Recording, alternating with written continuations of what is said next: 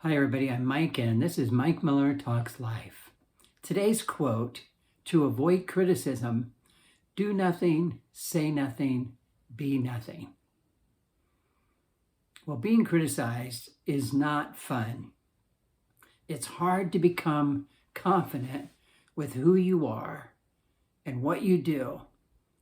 And criticism always seems to interrupt the progress and set us back. So we try to avoid it.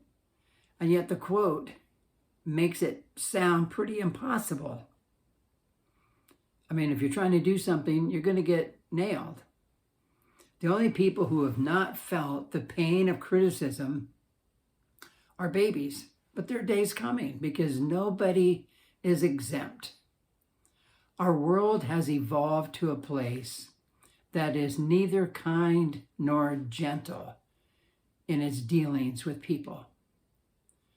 We have developed platforms to give people an opportunity to express themselves and to accomplish things and have a voice. But at the same time, this has brought many of the critics into the public forums as well. And they're just united in their comments of pointing out flaws and errors and how we could do something better. We can state our views on politics, cultural themes, religion, civil issues, race issues, and we will be criticized. Our views and preferences, we can state them on our music choice, food, clothing, decorations, holidays, places to live.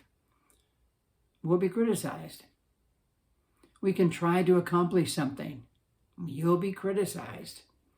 You'll become a target whenever you do something, say something, or become something.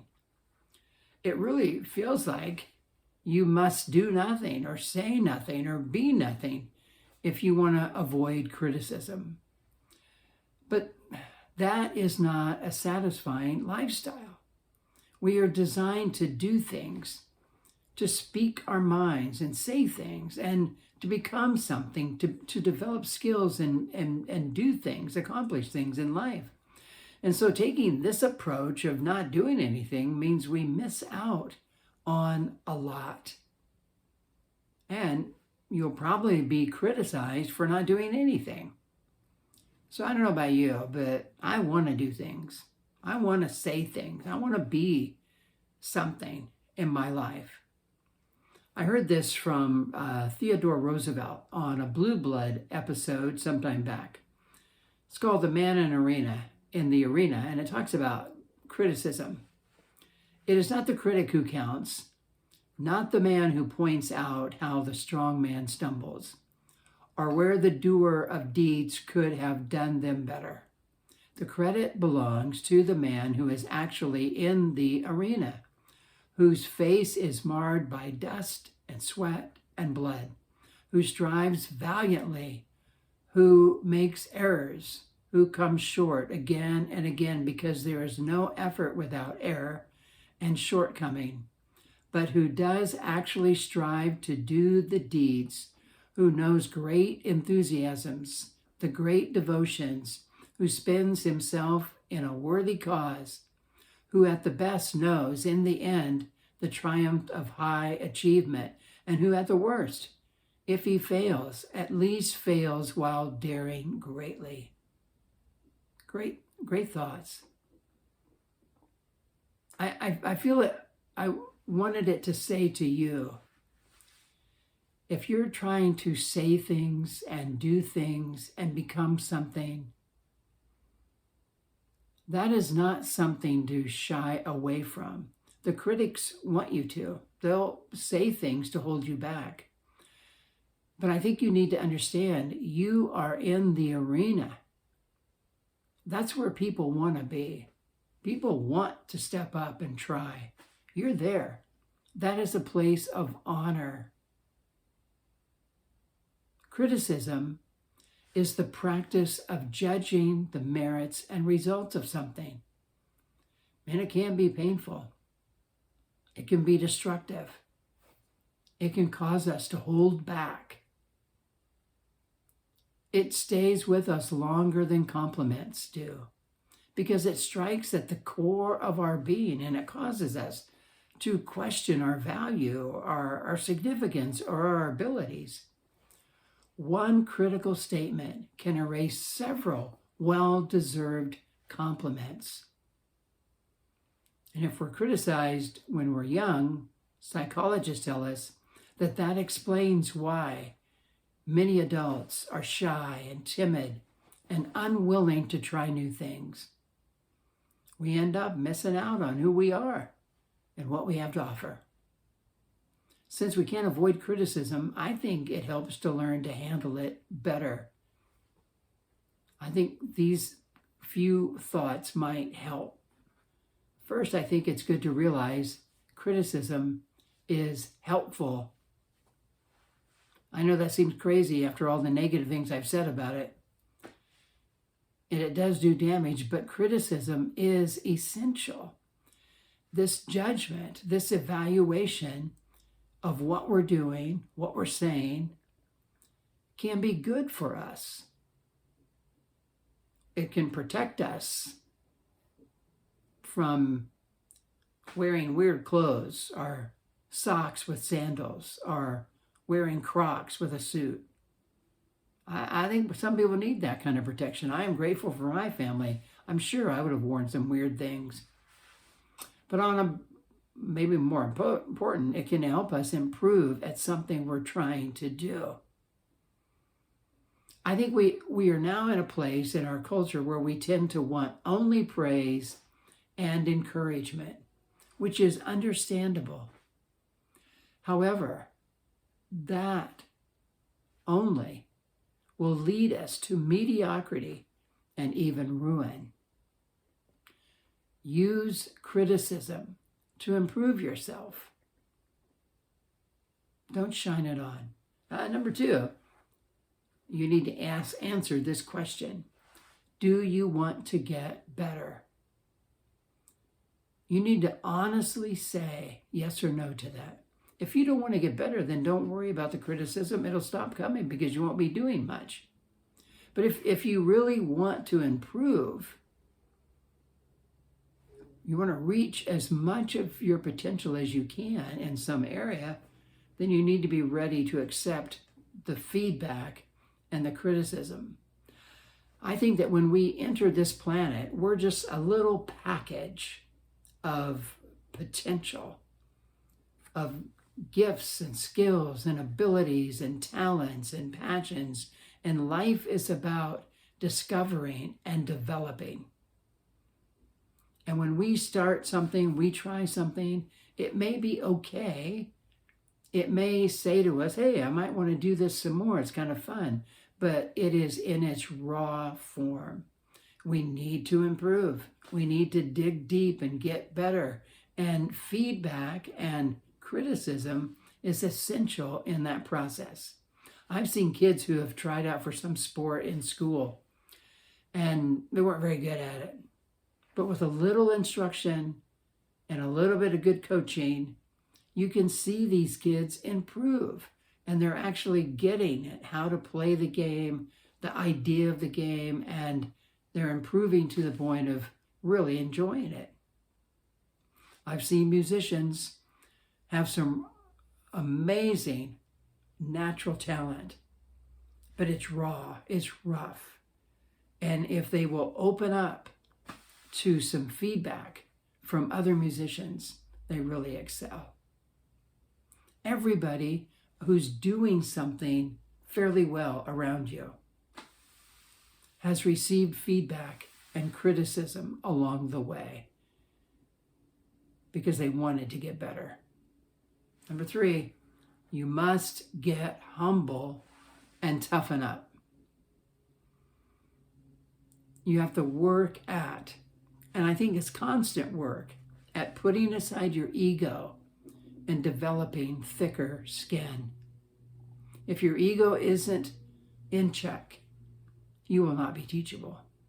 You'll have this attitude, you can't tell me anything. I've seen people like that, and they're just stuck. If you're too sensitive and your feelings are easily hurt, then you're always going to get defensive, always be wounded, and never move forward. Both of these responses will prevent you from hearing what you need to hear to improve. So humble yourself. And this is not put yourself down, but just get a proper opinion of you. I am not perfect, but I have some skills. I'm not bad at this. I just need to get better. And it'll help you become more teachable and develop a thicker skin, toughen up, so that everything is said that's not super encouraging and praiseworthy, may be a little edgy because it's giving you some critical feedback, won't wound you all the time. You have to toughen up so that you can take advantage of this criticism. Number 4, learn the art of sifting. Not all criticism is equal. A lot of critics don't have anything helpful to say. They're just mean and critical. They don't know you. They don't know what you're trying to do. If you want the best criticism, because you really want to get better at what you're trying to do, you've got to learn to sift through what the critics say, find what helps, and discard the rest. You have to do that, and it's you that has to do that. You don't have to listen to everything people say. You really don't. As a pastor, I knew some of the things I wanted to do and be as a pastor. I wasn't really good at it. I wasn't a natural fit at that. And so I knew I would struggle with much of it, but I just knew this is how I want to do it. And one of those ways just was to be able to present present truth, and even complex truth in real practical, useful ways so people could grab it and live it. That was the goal for me.